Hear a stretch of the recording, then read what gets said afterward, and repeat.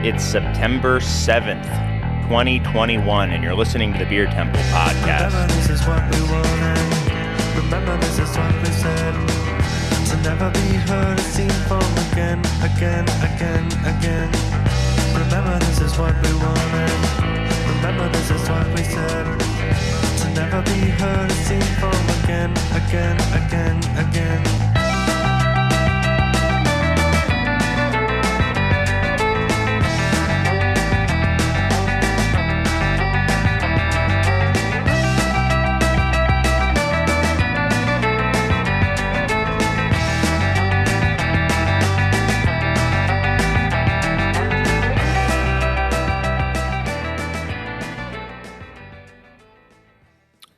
Hello, and welcome to the Beer Temple podcast. I'm your host, Chris Quinn, coming to you from Studio BT here at the Beer Temple in Chicago. Thanks for tuning in, everyone.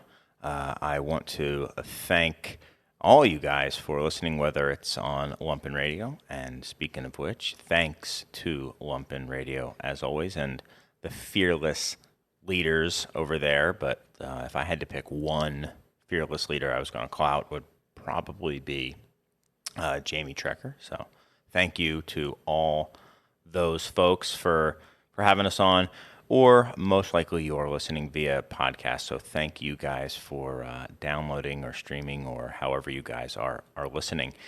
And well, I was going to say, if this is your first time listening, it might be a little bit. I was going to give a rundown of what we're going to do today, but it doesn't matter if this is a first time or if you've listened to every single episode, because we're going to be doing something that I have never done before.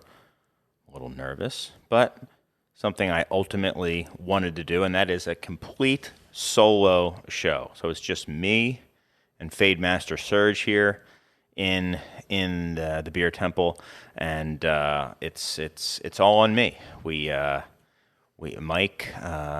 Mike was feeling under the weather and was not able to make it, and I'm actually going out of town tomorrow. Tomorrow I leave for Scotland by way of Dublin, and I knew it was going to be a little while before I was going to be back, and I knew you guys couldn't go without hearing me for a little bit, because I know Mike's got a show lined up next week with a cool guest that I think you guys are really going to like. We're going to have Avery from Keeping Together is going to be on, and Mike's going to be talking to her, and I'm sure, knowing Mike, they're going to get all sorts of, touchy-feely, lovey, talking about how they see the universe and every bubble that's in their beers and stuff like that, and it'll be, I'm sure, very, very fun. Both those guys are awesome, and I think you guys will really enjoy it. But this was a show that we had planned for a little while, and it was going to be going over kind of some of these seasonal beers and a little bit of the history behind them. And the idea was to do these every once in a while, and I'd been pushing them off. We were supposed to do several by now. I'd say the closest that came to it would have been the import show that we did with Alexi from Heavy Hops. But we never got around to it because I needed to actually, verify some of the stuff that I had always been saying as if it were fact. But for those of you who listen to the show regularly, I do that, whether that is actually the case or not. I just say it like it's fact. But I felt like I should actually do some research, and I hadn't been getting around to it. So we've been pushing it off, and it was finally set for today. And it was going to be a pretty me-centric show anyway, so I was like, well, let's see how it goes. I know Mike is usually the one who asks for feedback, but guys and gals, I would really appreciate if you let me know how you felt about the show. It doesn't need to be an on-air letter or anything like that. Let me know. If you're like, I got 15 minutes in, 30 minutes in, and I just couldn't handle it. I'd appreciate it. I don't think I'll be doing a whole bunch of solo shows in the near future, but it's always interesting. So, as I was mentioning earlier, we'll see how it goes. I am optimistic, but it's the first time for everything, and I figured, hey, if it sucks, well, we'll just come back next week. It's not a big deal. It's not like you're paying for it. So we have a few things. This is what we've been calling it kind of as a working title, hot take history, because I am by no means a beer historian.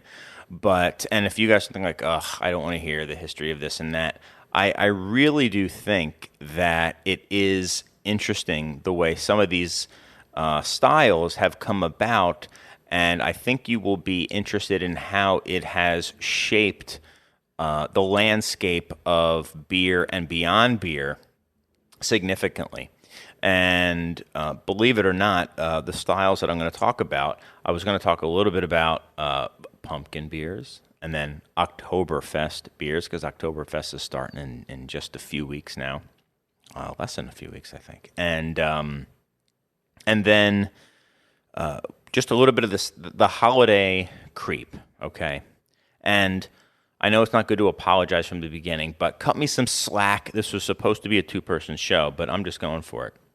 And I've got myself, if we're talking about beers that I've been enjoying lately, I guess I should probably do that too. We've been drinking a lot of Oktoberfests. I do it every year. And there's so many out there, but this is the first year where I found myself liking the Fest style more than the Märzen style. So for those of you guys who may not know, there are two different styles of Oktoberfest. There's the Märzen and the Fest. And there may even be like 2.5, because I think there's a Weissen style that's even lighter than a Fest style that's served at Oktoberfest. You would have thought I would have looked into that before talking about Oktoberfest. I didn't, but there you go.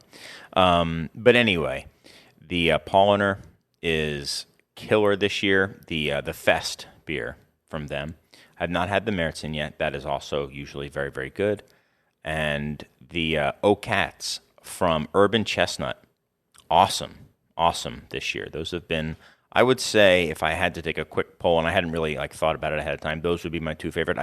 I do have the Fest style beer from Weihenstephan, the oldest brewery in the world, in my hand right now. We have this on draft, so I'll be sipping on this as well.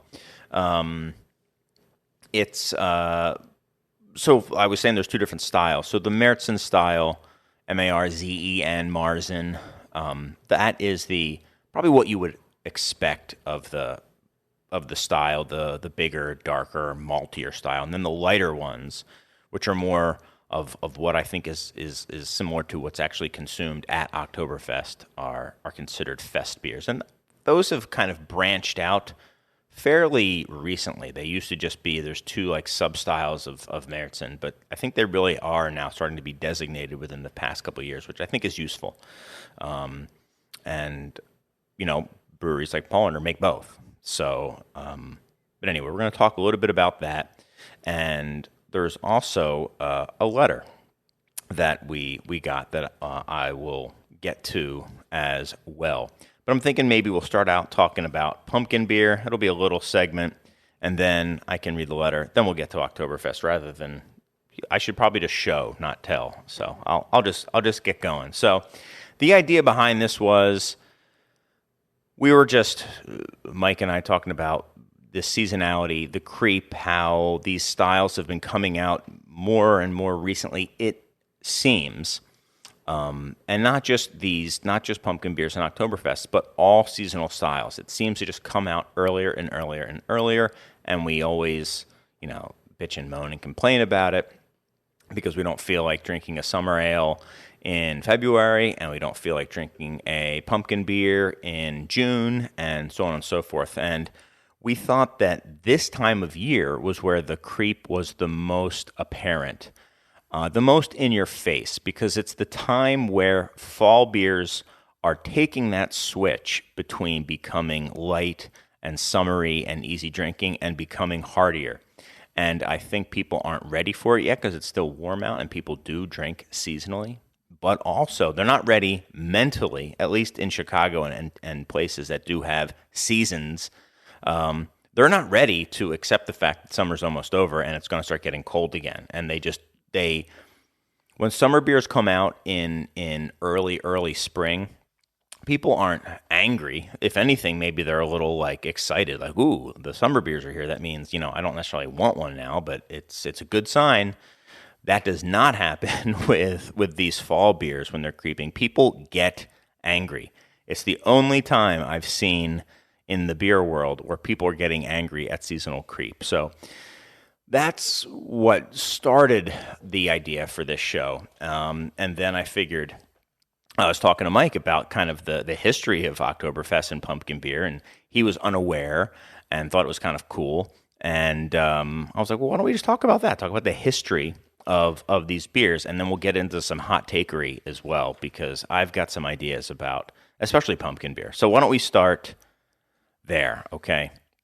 So pumpkin beer nowadays, it's like, it's the alcoholic version of the pumpkin spice latte, right? From Starbucks, right? So that, I think they've taken they hold the crown, Starbucks now does, for these pumpkin pie-like liquid beverages, right?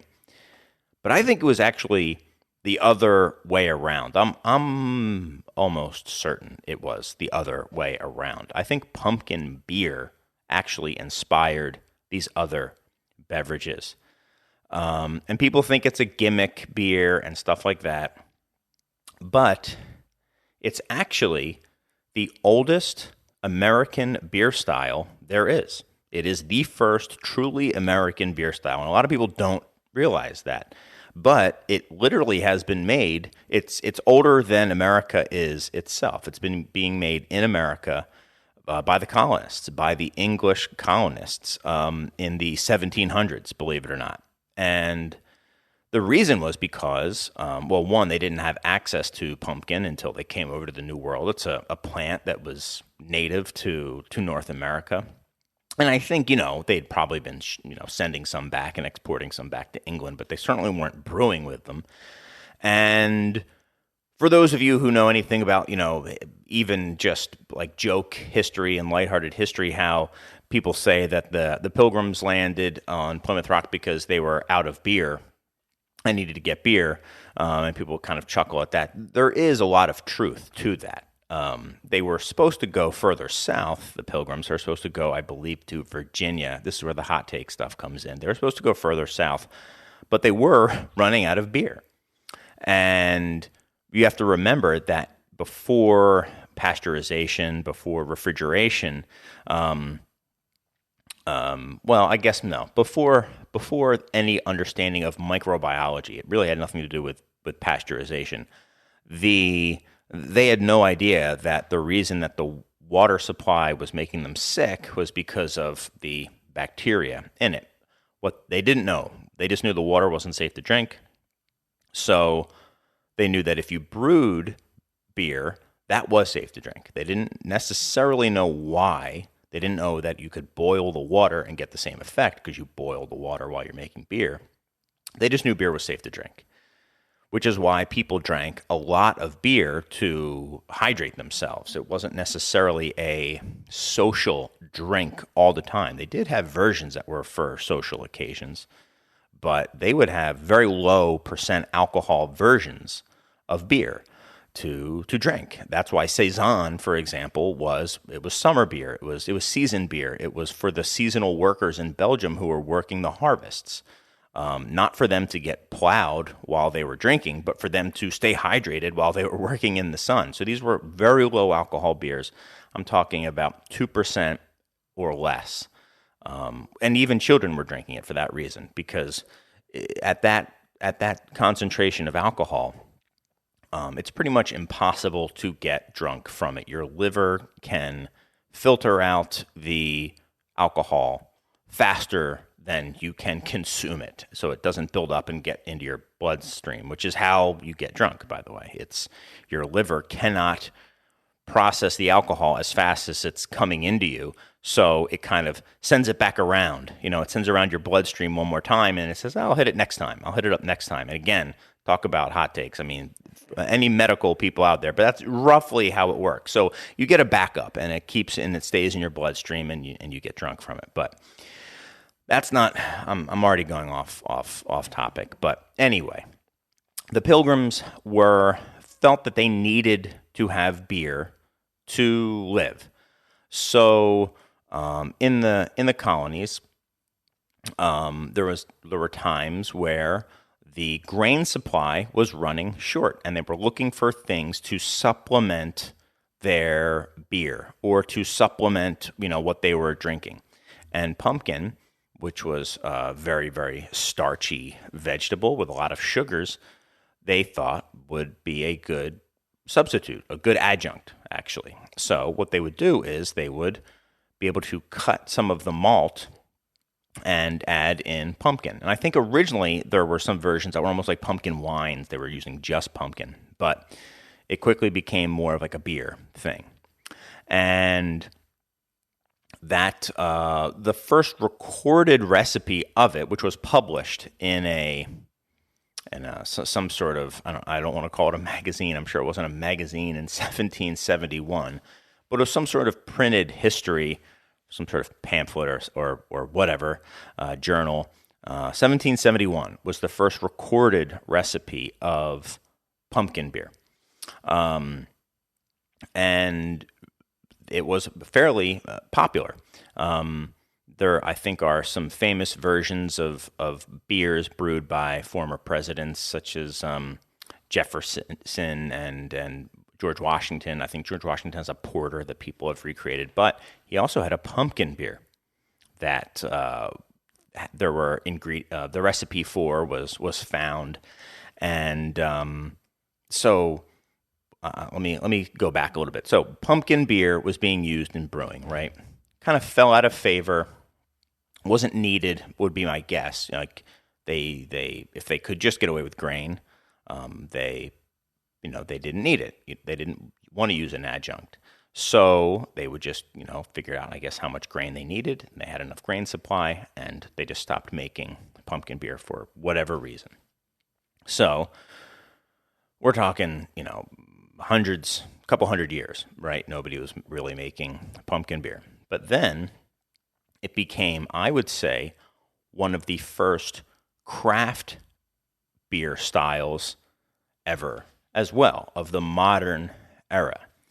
And that is because, cut to 1983, I believe it was the third ever brew pub in the country after home brewing was legalized and so on and so forth, and they made these, small pubs legal. I'm talking brew pub in the modern sense, right? That this kind of whole craft beer craze was built around. 1983, 1 year after the very first ever brew pub opened up in 1982, one opened up in Hayward, California, called Buffalo Bill's Brew Pub.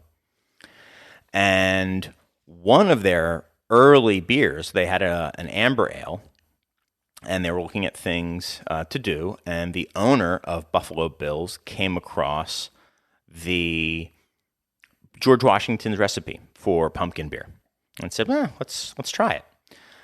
And he went all out. He actually ordered pumpkin seeds and grew his own pumpkins and followed the recipe, I think, pretty religiously to as well as he could equate to the George Washington version.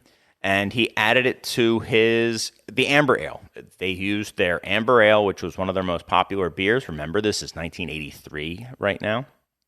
And just decided we'll put it in our amber ale. And lo and behold, the beer kind of sucked. It just didn't taste like pumpkin at all. It didn't, it was just like, it kind of tastes like our amber ale, but maybe not quite as good. Maybe, I don't know. Just didn't really have any flavor. So what he recognized and realized was that really, when people think of pumpkin, because he said it doesn't have any pumpkin flavor, and he realized that people aren't really thinking of pumpkin. They're thinking of pumpkin spices that we associate with pumpkin pie, pumpkin bread, things like that. So he's like, why don't we just throw some of that in as well? So the next year, they brewed it again, put it in the amber ale, and spiced it with, I don't know, allspice and nutmeg and ginger or whatever they put into it. And lo and behold, the first modern pumpkin beer was born. And that beer is still brewed to this day. I don't know if the brew pub is still around. Again, probably could have looked that up, but I didn't.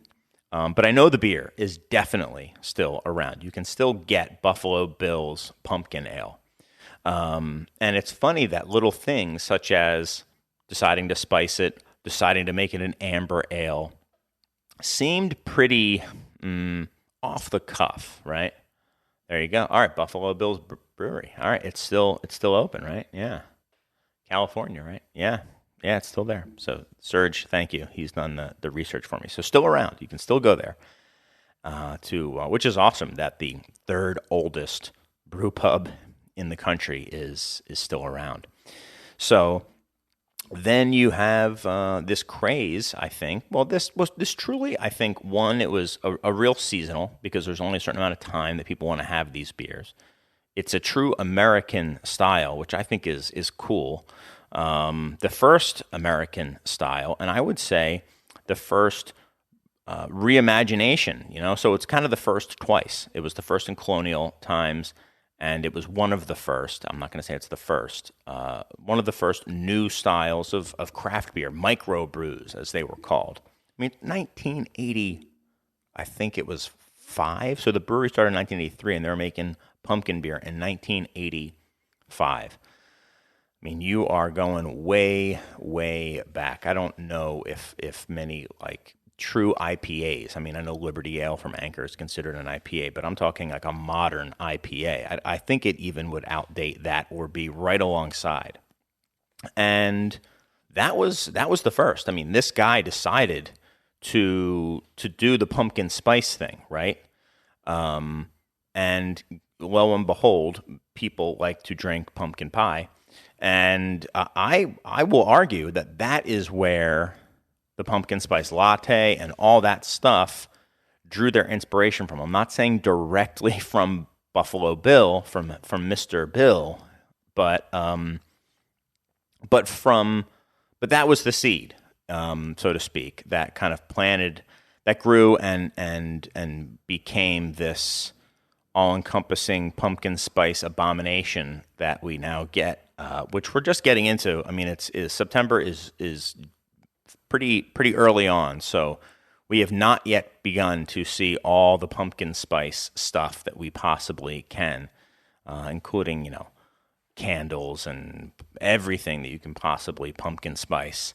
So if you love it, hate it, I would say you owe Buffalo Bill's Brew Pub and perhaps George Washington as well, because if George Washington hadn't made a pumpkin beer, there's a good chance that it wouldn't have been of interest to Buffalo Bills. So when you see the pumpkin beers, give it a little slack. It is a true American style.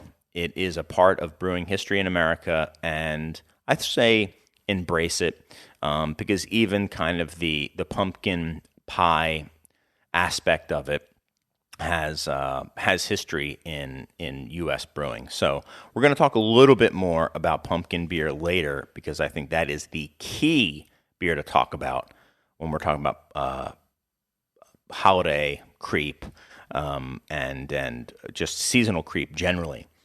But before that, we're going to take a little bit of a break because I need to wet my whistle because it's just me talking. And then we'll come back. We're going to read a letter, and then we'll get into the meat of the show, which is Oktoberfest. See you soon. Welcome back to the Beer Temple Podcast. This is Chris Quinn, the sole host here this evening in Studio BT of the Beer Temple. I'm here with Fade Master Serge, and we were just enjoying another Fest beer. Well, actually, this is technically a Märzen. It says on the label, but I'd still consider it a Fest from Rathaus, the Eisapfel, so which just recently came in. So I'm excited to have this. Tasty. Things could be worse than having a Weihenstephan followed by a Rathaus. There's going to be a moment where I'm sitting there like wasting time because I feel like a burp was either going to come up or down. I think it's down for now, so I'll continue on. Wait, just having said that. There we go. And he got, see, Serge is a consummate professional. Muted me. All right, so I was asking before if you guys would send letters or emails or whatever you want to call them, correspondence, letting me know what you thought of this show. Please do, if you're still listening. And, people have done this in the past, so I have an email here. And if you guys wanted to send an email, you could do that to insiders@craftbeertemple.com. And I've just realized, so we've done over 200 shows, and I just now realized that in the show notes, I could put the email address and mailing address. So I will do that from now on. But yeah, so you can look at the address there. No handwritten one this time, but it's 3173 North Elston Avenue in Chicago, Illinois, 60618. That's the Beer Temple.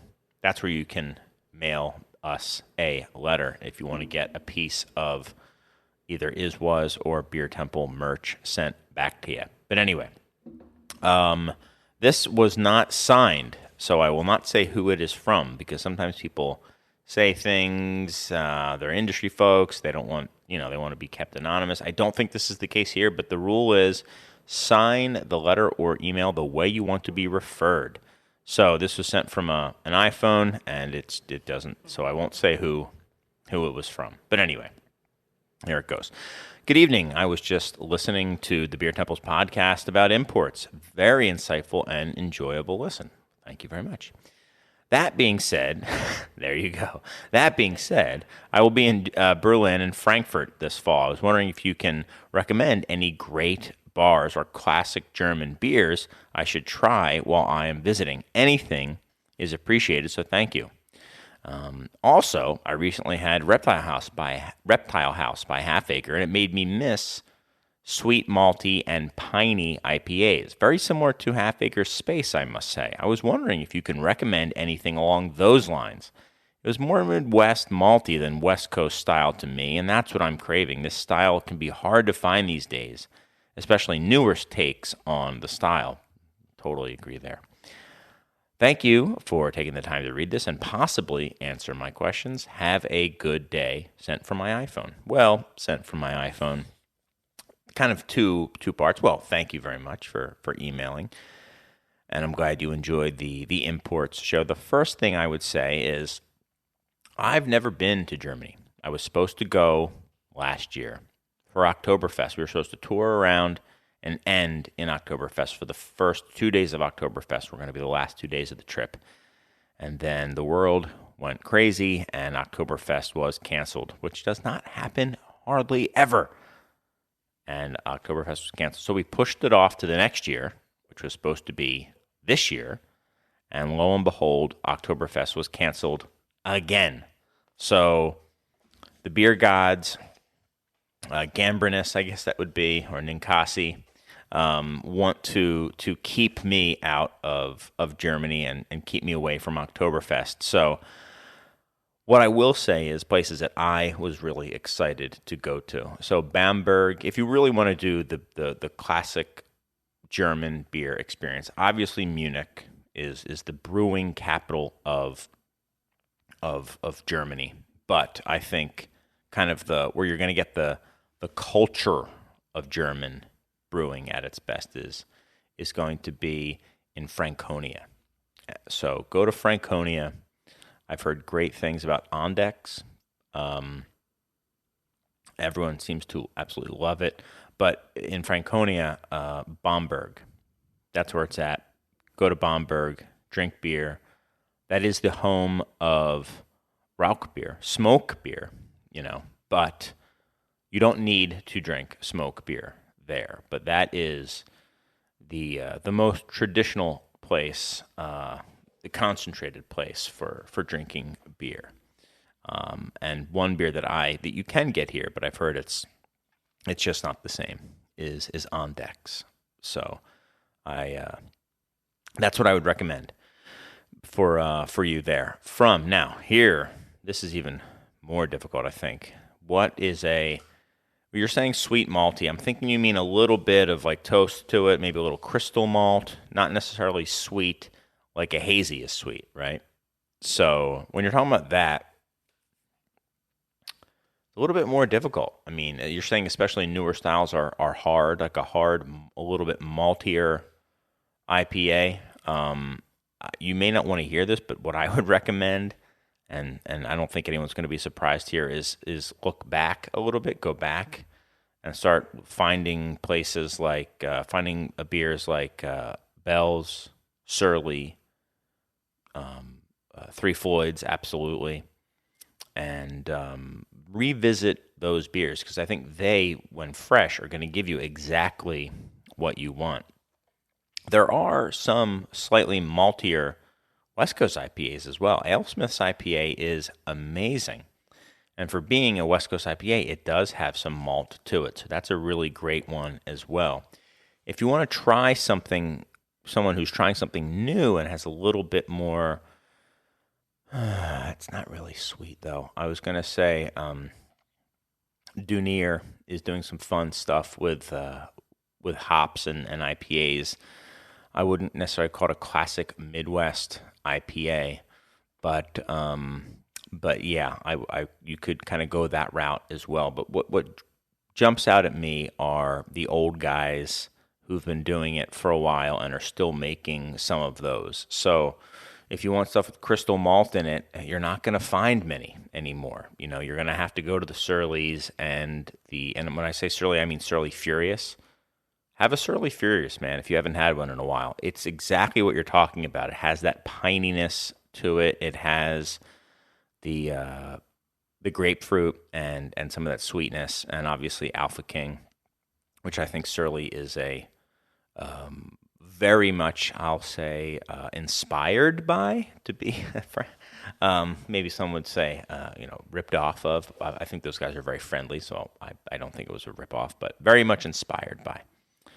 But get that beer fresh. I mean, fresh Alpha King is an absolute treat. I'm sorry if that's not what you want to hear, but if you haven't had one recently, and I mean when I fresh, like I call it map room fresh. You got to go, map room fresh Alpha King is an absolute treat. But thank you. Thanks for the letter. And again, if you guys want to send something, it's at insiders@craftbeertemple.com. You can just ask us any questions. Usually you'll get more than one opinion. And thanks also for the feedback for the show. We try to get to at least one every show, if I remember. Sometimes I forget. So I was just mentioning how I should be going to Oktoberfest this year. Should have been going last year.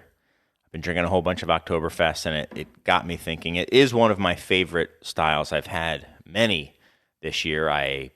Some years I will have 30 different Oktoberfest. It's probably not a sane thing to do, but I do because they do change from year to year slightly. But it's just a style that I like, and I think it's such a wonderful seasonal beer. Right now, when it's a little warmer, I like the fest style, but when it gets colder, those Märzens are pretty awesome.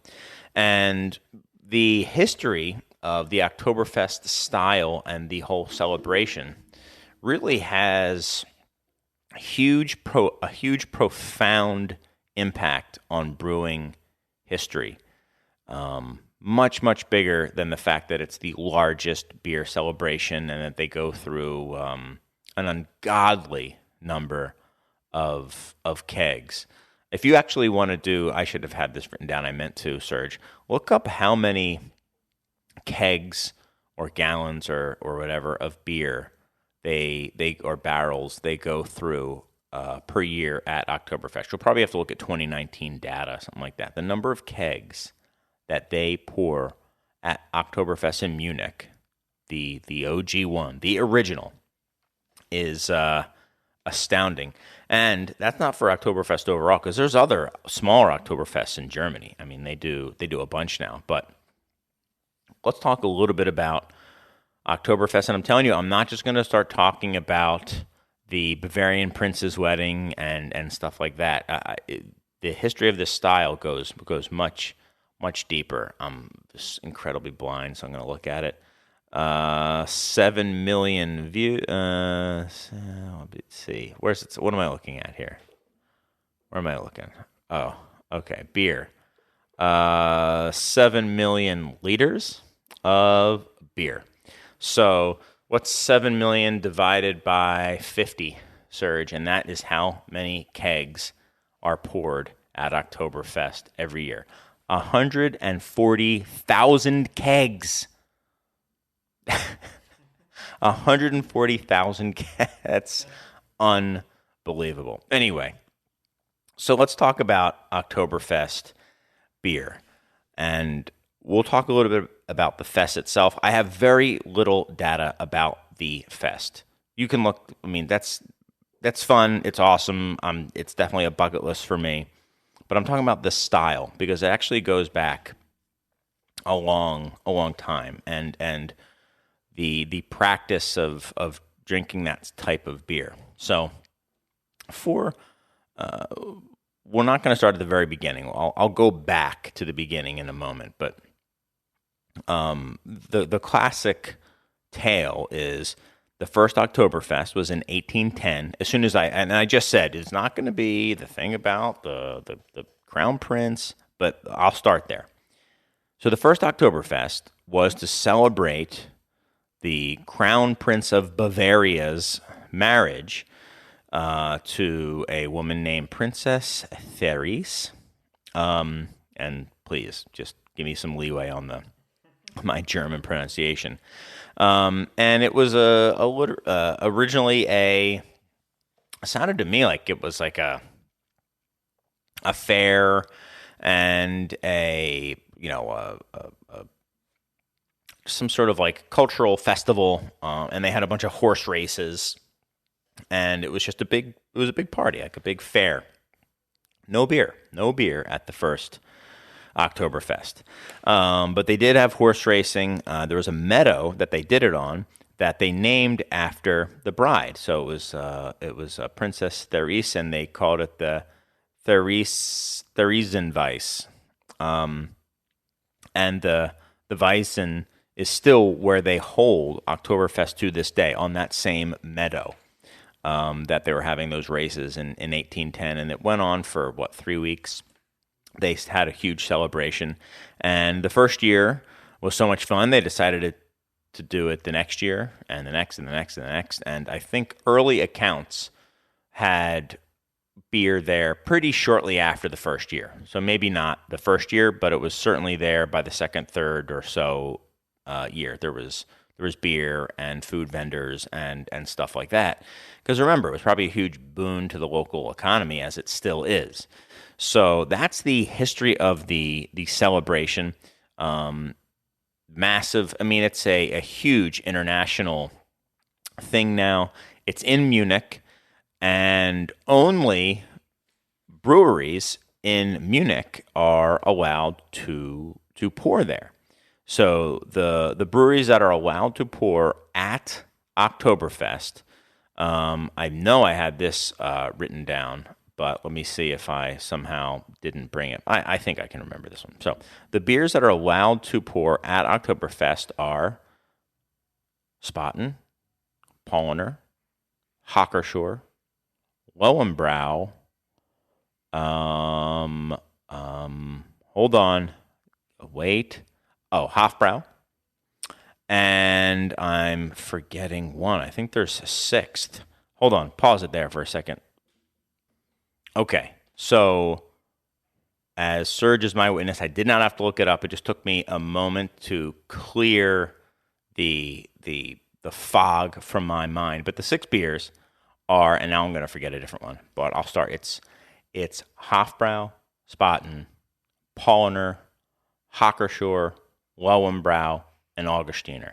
Those are the six. Those are breweries that are within the city limits of Munich, and they are allowed to pour there. I believe Schneider used to also be able to pour there. So they used to have wheat beer, I think, at Oktoberfest.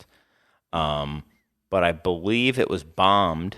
the brewery was bombed during World War II or at some point, and they relocated the brewery. They rebuilt it just outside the city limits, and you would have thought they would have gotten a special dispensation because, their brewery was bombed. Nope, you're out. Sorry, rules are rules. Very German, sorry. If you really wanted to be an Oktoberfest, you could have rebuilt inside the city limits. But so those are the breweries that are allowed to pour there. And those are the only breweries that are allowed to call their beer Oktoberfest beer in Germany. You'll probably see that in U.S. breweries and stuff like that. But you might see you'll see Märzen, you'll see Fest beer, you'll see stuff like that. But Oktoberfest beer can only be sold by those breweries. Not the style of beer, but that name of beer. So if you ever see something that's Oktoberfest beer, that's one of the OGs, man, if it's from Germany. So I have not had all of those. I've not had the Lowenbrau before. I've not had the Augustiner Oktoberfest as well. I don't think it comes into the States, but we're already reaching out to them to see if we can pre-order some and get some in next year, because I think that would be super, super cool. But the first brewery, I'm going back and forth, but I just looked at Surge, and right behind him is the Spaten Oktoberfest. The first beer to ever be labeled Oktoberfest was the Spaten beer. They did a lot. The Spaten did one of the first Märzens, all that sort of stuff. So here's the deal. That's the celebration, but really, it was not. It was a natural evolution to have this big beer drinking festival, because that had been going on for quite some time. And the reason was because of something that happened everyone knows that the Reinheitsgebot, right? A lot of people do. The German purity law that was in the early 1500s, which stated that beer could only be made from the following ingredients. And I believe originally it was water, malted barley, and hops, right? They didn't know that yeast was in existence, so they added that later, and they added yeast to it, but that's what the Reinheitsgebot was. But there was another law that I would say was equally, if not more, influential in the history of brewing, which, believe it or not, is the Summer Brewing Law of 1553. And basically, what the law was, it was the Duke of Bavaria forbid brewing from April or late April through September. And then in October, you could brew again, right? And the reason for this was because in the summer, when it was warmer, the beers were spoiling. The beers were going bad. And I'm guessing maybe people were getting ill, or there was maybe financial issues where people were being sold beer and the beer was getting bad and they wanted their money back and this and that. And for whatever reason, the Duke was just like, that's it. I'm outlawing brewing in the summertime. Again, it strikes me as an incredibly German thing to do, as I'll take a sip of my beer here, my German beer. So that was in 1553. And the short-term effect of it was, what would happen was in March, right before the ban went into effect, the brewers would work like crazy to crank out beer that had to last the entire summer. So they just pump out beer in March and store them in the ice caves, the famous lagering ice caves of Bavaria. And then that was the store for all the summer beer. And they made the beer a little stronger because it would last better. If it's alcohol would stave off bacterial infection a little bit better.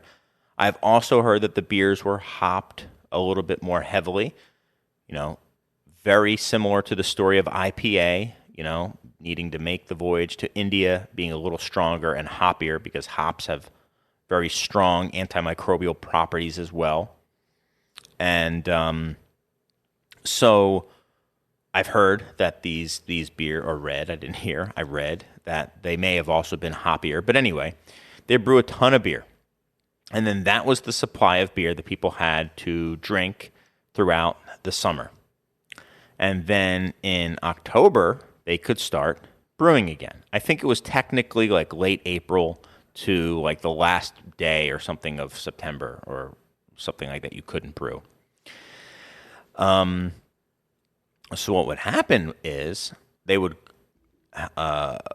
in late September, the new brewing season was about to start, and they had all the leftover beer. There was a fire sale on all the beer that was left over from the previous season. All this March beer, Märzen. That's what Märzen means. Marzen means March beer. That is what literally that word means in German. It means March beer, which has nothing to do with Oktoberfest, the party, you would think, right? But it's because there was they had to get rid of it. So they would have these big, probably they'd have a bunch of celebrations, right? To find reasons to drink all this beer and get ready for the new stuff to come in. So there was already, by the time Oktoberfest came around in 1810, there was already 250 years of people having at this time of year, and Oktoberfest starts in mid-September, right? The exact time that people would be drinking all through all this March beer. And it wasn't officially labeled as Märzen until much later. Again, Spaten, first ever to label a beer a March beer. But that's how it started. So, I mean, much later, like I said, they actually called it, they labeled it March beer, and then later they labeled it Oktoberfest beer. And for a while, those two were synonymous, and then they started to diverge, and Märzen became darker, and Oktoberfest, or Fest beer, became a little bit lighter. So that's the immediate kind of reason for Oktoberfest and all that sort of stuff. But there was really even more than that. So what was happening before the summer brewing law? And for those of you who are somewhat familiar with how brewing works, you may know that lagers, there's two types of beer, right? There's lager and ale. Every beer can be divided up into one or the other. And I'm not talking about some crazy third type that was found on a tree in South America that is a new thing. I'm talking about every drop of beer that anyone listening to this has ever had is one or the other. It's an ale or it's a lager. And don't give me that, well, what about Kolsch? What about alt beer? Those are ales. Steam beer is a lager. You can treat them like the opposite of what they are, but they still are one or the other, right? All beer is ale or lager. And ale likes warmer temperatures, and lager likes colder temperatures. So, before the summer brewing laws came into effect, Germany would drink both. They didn't realize what was going on. In the winter, they would be drinking lager because at colder temperatures, ale yeast goes dormant. It just goes to sleep and waits for it to warm up, waits for the spring to come, and then they start to ferment. Lager wakes up very slowly, and they slowly get to work. Lagers take much more time than ales do. In the warm temperatures, the lagers didn't necessarily go to sleep, but they were outcompeted by the ale, because ale ferments much faster at warmer temperatures. So it's not that the lager yeast wasn't there, it's just that they worked too slow and they were dominated by the ale yeast, right? So, as a result, when it was warm, the Germans were drinking, or the Bavarians, Germany wasn't necessarily a state back then, but just go with me here. The Germans in the summer would drink ales, and in the winter would drink lagers. They didn't know that they were doing this. They had no idea that they were doing this. They didn't know what yeast was, remember, at the time. But that's just naturally what was happening. But with this summer brewing law, they were, unbeknownst to them, self-selecting only lager yeast. Because when the ale yeast would naturally become the dominant style, they were forbid to brew it. They could only brew it during the lagering months. So it wasn't that the Germans decided, we just like lager more. They had no idea what they were doing from that standpoint. But they were basically selecting only lager.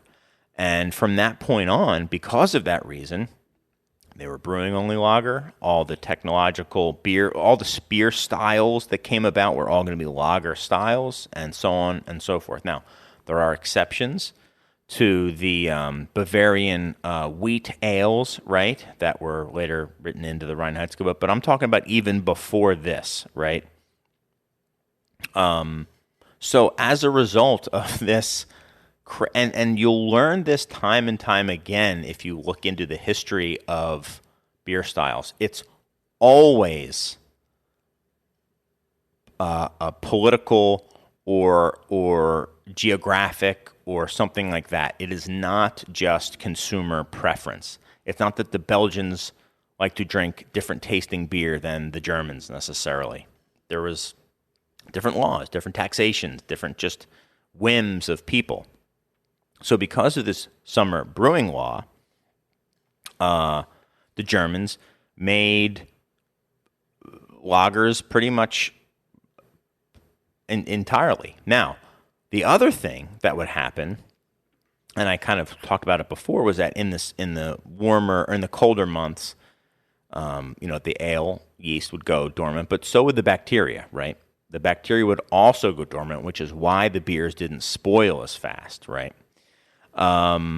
So that's kind of why they didn't spoil as fast, and also, as an end result, lagers tended to store and travel better than ales as well.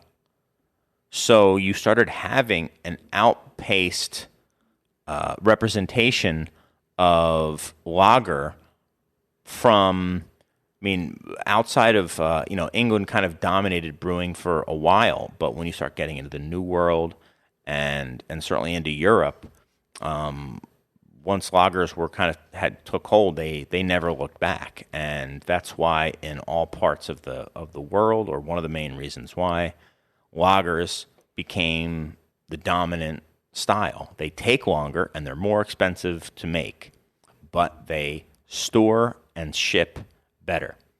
Anheuser-Busch, their whole reason for being was to ship beer. They were always an export.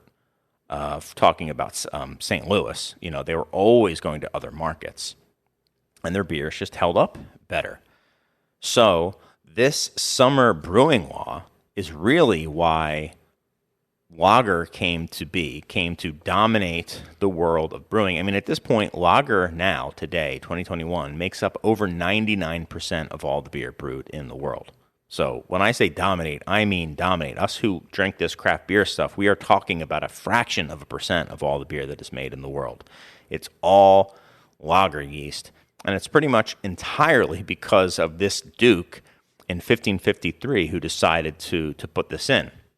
So that is to say, that's where the March beer came from. That's why the lagers came to dominate Germany and the world. And why it's called Märzen. Now, the modern day Oktoberfest was invented the first Oktoberfest was in 1810. I forget when it was first labeled Märzen, but it was first labeled Oktoberfest in 1841. Spaten, again, first one to do it. And I've heard, still to this day, follows very close to the original recipe. Now, I'm sure Spaten will tell you that, whether it's true or not, but I have heard from other sources that that is the case. So I do think it's cool. Just like with Buffalo Bill's Brew Pub, you can get the original pumpkin beer. You can get the original Oktoberfest, Spaten. So pretty cool that that is still around. And pretty awesome that this beer is, I don't know. I think the little rules like that, it can only be called Oktoberfest. I'm looking at it, it says Oktoberfest beer. So I think that's pretty awesome that those little rules around it and stuff like that. Now, obviously, there's tons of Märzen, tons of Fest beer made in Germany, but they've got their little quirks and their rules and stuff like that. So that's my hot take history. I am going to get into seasonal creep. Will be the next thing I'm going to do. I'll keep it short because I've been rambling on for a really long time. But I do want to say that the main sources that I verified my hot takes was a book called Prost from Horst Dornbusch, and also the Oxford Companion to Beer, which the entries that I was looking at were often also written by Horst Dornbusch. So I think thanks to him, but very good resources for brewing for brewing history, beer history, stuff like that, especially for the Oxford Companion.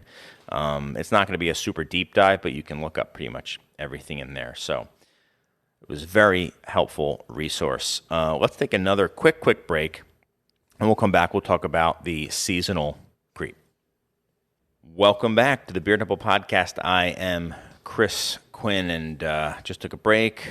Tried to troubleshoot a CO2 leak here at the bar. Still haven't figured that out, but if I just slump over, you'll know it's from CO2 poisoning. So hopefully that won't happen.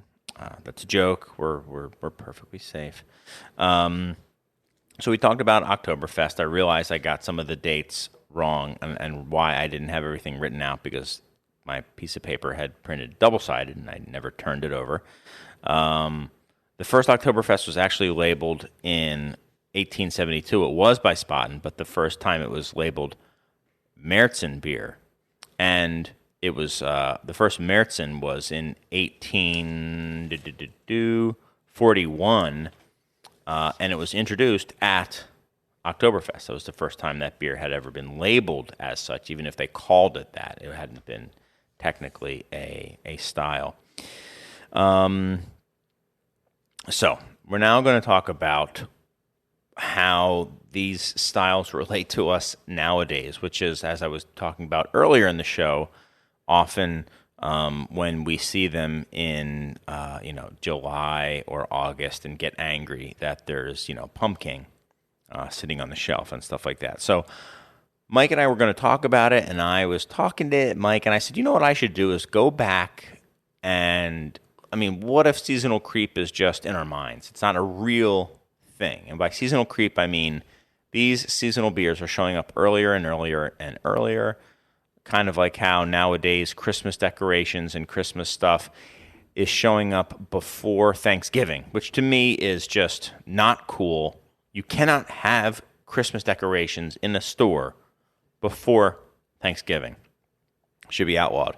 In Germany, they would have outlawed it. So that's the sort of thing I'm talking about. And to me, it comes across most this time of year. And the styles are Oktoberfest to a lesser extent, but really pumpkin beer. And so I thought it'd be cool to look. Mike and I were talking. I said, it'd be cool. Why don't I go on, make sure this is a thing. I'm going to go on some of the beer review websites and look back at when the reviews started, year by year by year, and see if it's changed, if it's been earlier. So that's what I did. And I'll tell you one thing.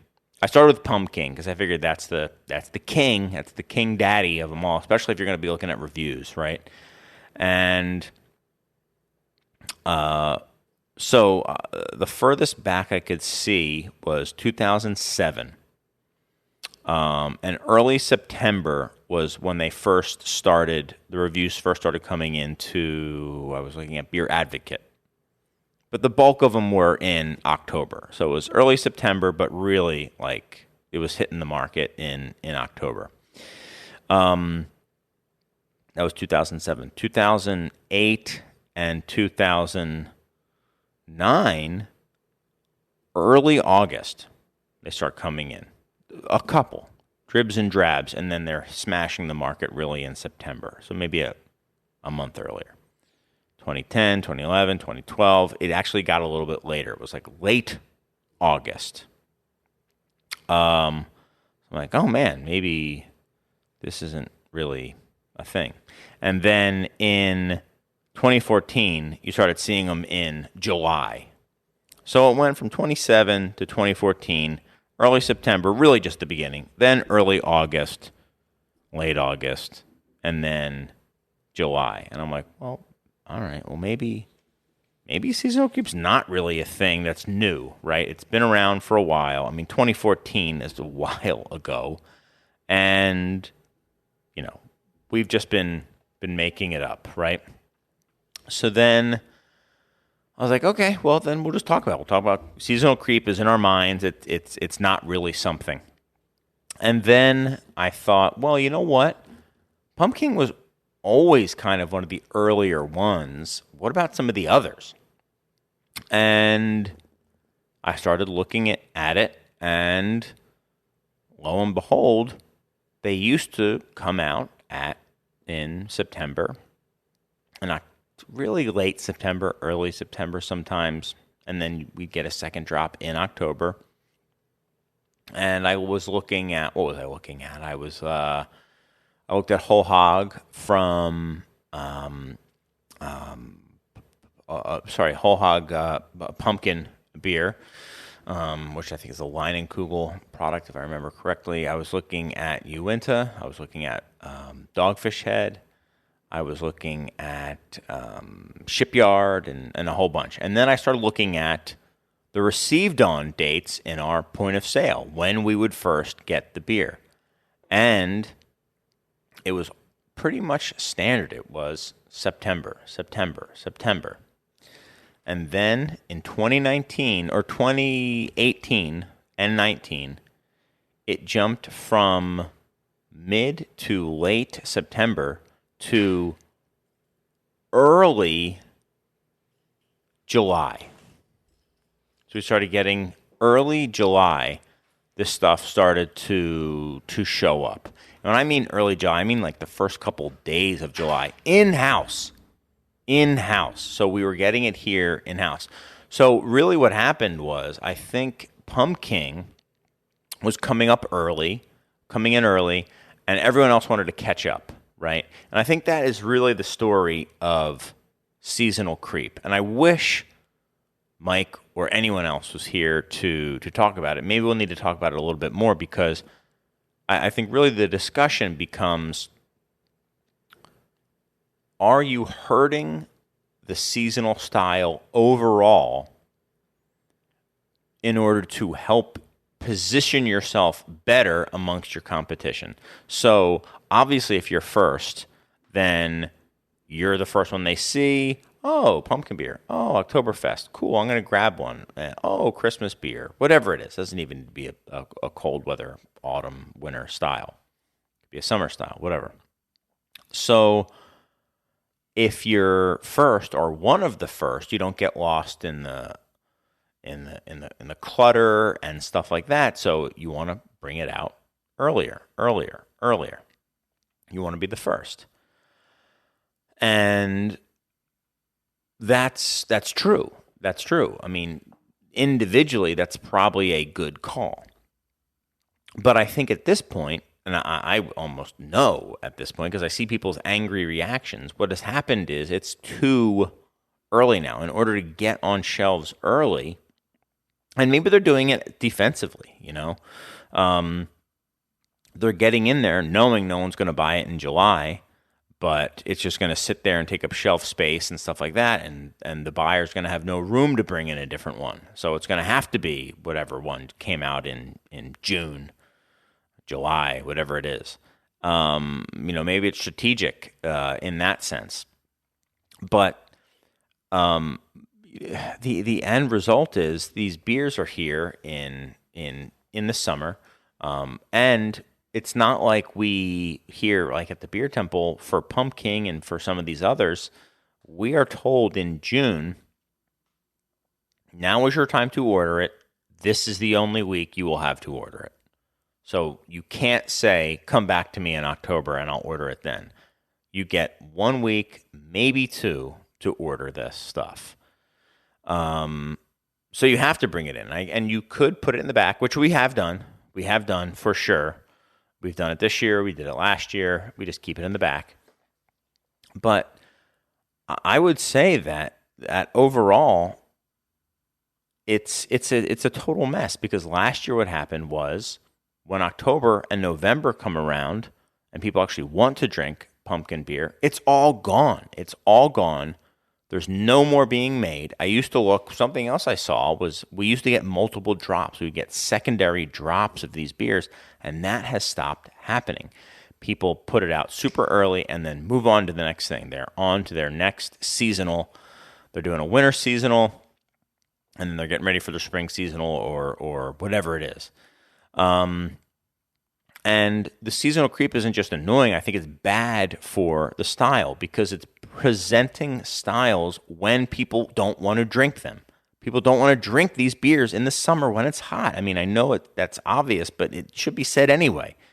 It's ridiculous that this beer is coming out in July, but there's no choice, and it's because, not seeing the forest for the trees, or kind of, to be fair, what one brewery is how can they collectively say, well, to save the style, we have to release them later? So I don't have a solution to it, but I do think that breweries could take the opposite approach and do quite well.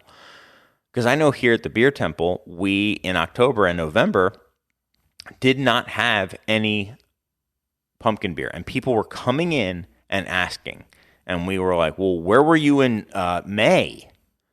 I'm exaggerating a little bit, but it's like, we were like, yeah, people bought them in July and August and early September. And I think we've learned from that. So we are going to hold off on some and present it back out. But that to us costs money as well, because we're warehousing this stuff. We're buying it early and sitting on the money. We're not getting it's money just tied up in our back room, but I still think that it's absolutely ridiculous. I would like to know if there's any industry guys out there, if there's something I'm missing or something from your side that you would like told. I very much am interested to hear about that, because it seemed to us, at least for the only one that I looked up was for pumpkin stuff, and it was 2018, 2019. It was like, bang, they're all super early, really 2018. All of a sudden, they're all out in July. And I mean in-house, in our store then. So that means they were ordered previously. They were ordered a week earlier. And that means they were coming into the warehouse, a week before that or 5 days before that. And it's crazy that then these places are brewing these beers in May and June or whatever. And I don't know. I think seasonal creep isn't only bad, I think it's annoying. It's bad for the style. I think it should stop. Obviously, it's easy to just complain about it without any way to fix it, but I don't think there is a way to fix it, because it's within anyone's best interest, individual best interest, to be first.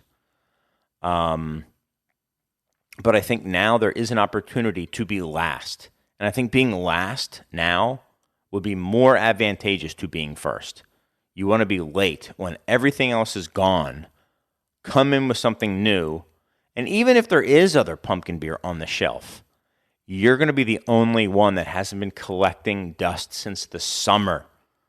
yours will be the new one that just came in, and they'll maybe want to try it. I know here at the Beer Temple, we would be very happy, relieved to see a pumpkin beer actually coming out in early October. I know that's asking a lot, but even late September, mid-September, something like that. Like, come on, guys, give us a break. So that funny little end note to the entire show was really the impetus for the entire show. I think had Mike been here, he would have had something to say about it. But as I said, he's a little under the weather, and I think I'm going to call it. I think I've accomplished what I wanted to. I won't be around next week. I think I will be here the following week, but I will be tomorrow I'm going to be in Dublin, and after that I'm going to be in Scotland, visiting a couple breweries, visiting several distilleries as well. I'll try to take some videos and stuff like that. Put some videos out there. Oh, one thing that happened, Max and I from the Shopper, we're TikTok famous now. I don't know if you guys realize that or not, but we started a TikTok account, I think like maybe a week ago. And whatever, the algorithm caught, and an old recycled blind tasting video that I'd put on Instagram months and months ago got, I think, like 60,000 views or something like that, which is the most we've ever done. So we're TikTok somewhat recognized, is what I would say. So look out for the twerking videos shortly, because we're working on those day and night to get the real views. But anyway, thank you guys. Thanks to Sent From My iPhone for the letter. Again, insiders at Craft Beer Temple, thanks always to Serge for holding it down, whether it's a whole crew, a whole round table, or if it's just me. And as always, thanks to you guys as well. You'll be hearing from me in maybe 2 weeks, but next week you got Mike, all to yourselves. Thanks, guys. One last time, let me know what you think of this one-person show. Good, bad, ugly. I don't usually ask for your guys' input, but I would really appreciate it. So thank you guys so much. Talk to you soon. So long. Good night. Remember, this is what we wanted. Remember, this is what we said. To never be heard or seen from again. Remember, this is what we wanted. Remember, this is what we said. To never be heard or seen from again. Remember, this is what we wanted. Remember, this is what we said. To never be heard or seen from again.